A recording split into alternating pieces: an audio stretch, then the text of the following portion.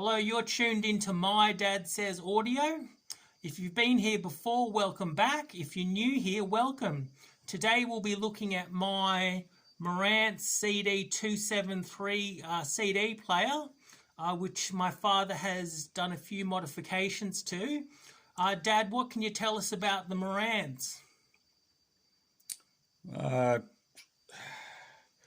Pretty standard Philips product here, or Philips based if you like, because they use the same board and same layout, same chips, based on a fairly early Marantz player using the tda1541 chip, not the A version, just the 541 DAC chip. Basically I've recapped this whole machine, plus I've changed the op amps. I've changed the op amps for analog devices, AD712 chips, which are dual op amps. I've also biased them further into Class A by using some 3K9 resistors from the negative rail voltage to the output, which draws more current through the chip.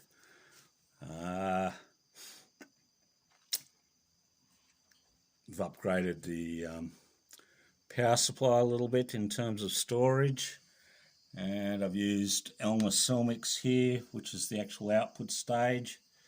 Little trick I like to use with these sort of machines is, if you look on the tda1541 and tda1541A chip, crucial pin to run as well as you can is pin 15, which is the minus 15 volt input on the chip.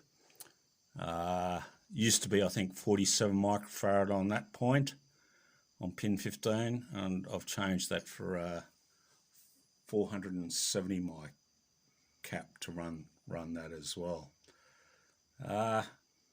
It's quite surprising just how good this machine now sounds. It wasn't when my son actually initially got it. It wasn't even running properly. It would just blink at you. The display would blink at you. Yeah, just flick it and wouldn't load, wouldn't play. Wouldn't recognise the disc. I thought it had it. Yeah. Anyway, considering this was pretty much a budget offering from Marantz, it sounds remarkably good. You know, I don't feel like basically I'm a turntable type person, but this, I actually don't mind listening to this. It's actually pretty good. Yeah, I got it. It was from a local op shop, and it was $10. And I think it wasn't working when I first got it at all. It just I think it was working, but then it stopped. Yeah. Right. Yeah. It didn't last for very long. No, it was on its last legs, and you opened it up and resuscitated it, and no, it sounds excellent. It's a very dynamic sounding player, which I think you could be attributed a lot to the DAC, which is the classic Philips tda1541 DAC. Yeah. Which is quite popular. I believe it's used in the Zanden high-end DAC that they make from Japan. Yep.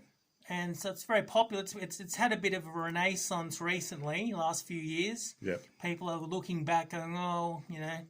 And it's funny because I believe it was the first, from Philips, the first 16-bit DAC. Yes. After the initial series of 14-bit machines. Yep. So. Yep. And it's a classic machine. It's and as you can see, my dad's thrown every single capacitor that you can see has been replaced.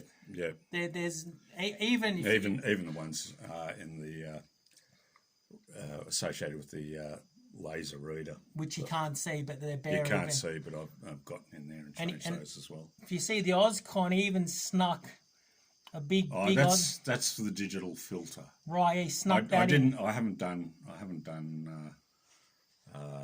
non-oversampling mod to it. So that actually just runs the digital filter. It's yeah. All right, boys and girls, that's it for today. Hope you enjoyed the video. If this kind of content's good for you, like what you like, then consider liking, commenting, subscribing, and sharing. Until next time, have a good one. Bye.